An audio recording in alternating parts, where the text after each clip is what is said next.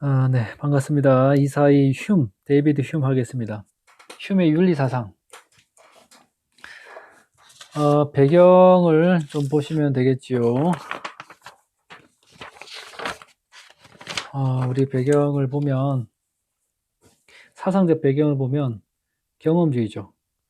경험 과학적 방법, 즉 관찰과 실험을 통해서 진리를 탐구한다. 윤리학의 과학 방법론을 도입한다. 이성주의 윤리에 대해서 비판하죠. 뭐 스피노자 같은 사람들. 이성이 대단한 게 아니라 사실의 진위 여부만 발견할 뿐 실천적 행동의 동기가 못 된다.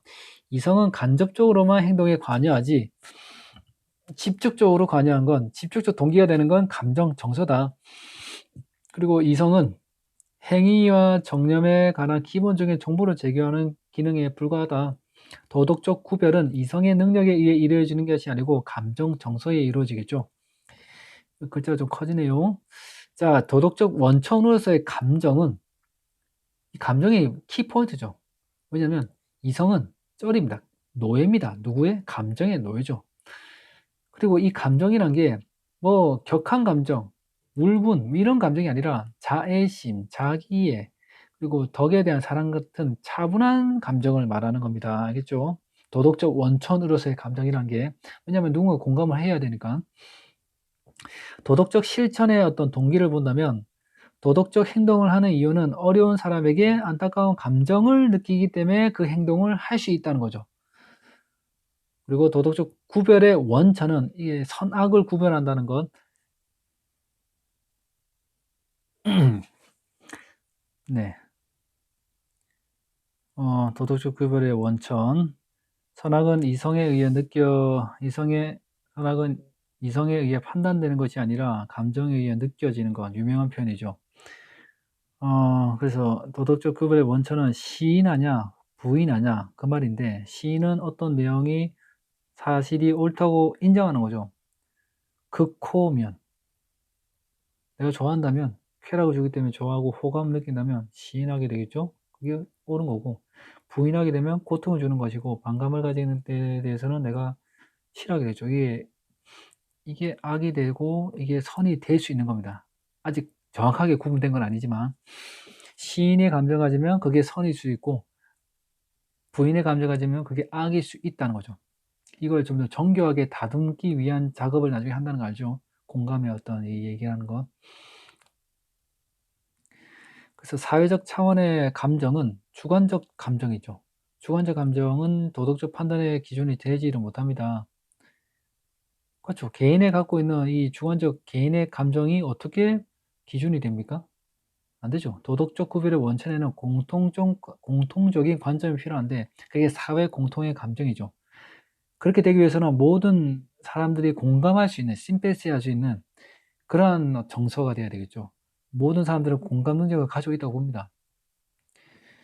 타인의 행복이나 불행을 마음속으로 함께 느끼는 능력인데 이 공감의 역할이 뭐냐면 공감을 통해 사회적 차원의 감정, 보편적 인류의 감정을 공유할 수 있고 공평한 관찰자라는데 객관적인 입장을 말하죠. 객관적인 입장. 주관적인 게 아니라 자기 자신, 타인, 사회 이익이나 쾌락을 증진할 수 있다. 아마 쌤이 또 판소를 하면서 뭐 다르게 했던 것 같은데 이런 시인과 부인의 감정을 좀 더 정교화하는 작업이 뭐냐면 공감이랬던 거 얘기했죠. 공감. 왜 이렇게 했던 거 기억납니까? 사회 공통의 감정. 나아갈 수 있다.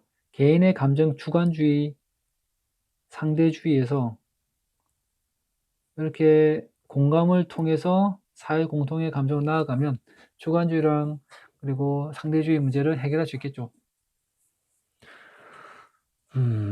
그래서 유용한 행위는 선이고 유용한 행위는 이게 선이고 유용하지 않은 행위는 악이다 라고 말했던 거 기억납니까? 이런 것들 이게 공리주의에 영향을 줬다는 것들.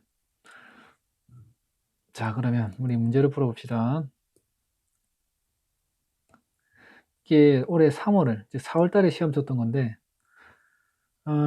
옳지 않은 거 봅시다. 근대죠. 덕과 악덕은 그것들이 일으키는 인상이나 감정에 의해 구분된다. 이성 혼자서는 의지적 행위의 동기가 될 수 없다. 흉이겠네요. 덕을 따르는 것은 이성에 따라 행위하고 자기 존재를 보존하는 것이다. 정신의 최고의 덕은 신, 자연을 인식하는 것으로서 우리는 신을 지적으로 살아야 된다. 스피노자네요. 그렇게 생겼습니다. 이렇게 생겼거든요.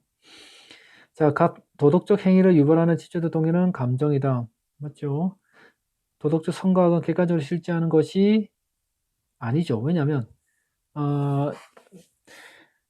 선과 악이 객관적으로 실제 존재하는 게 아니라 우리의 감정, 정서로서 정서가 문제고 정서를 통해서 선악이 나오는 거죠.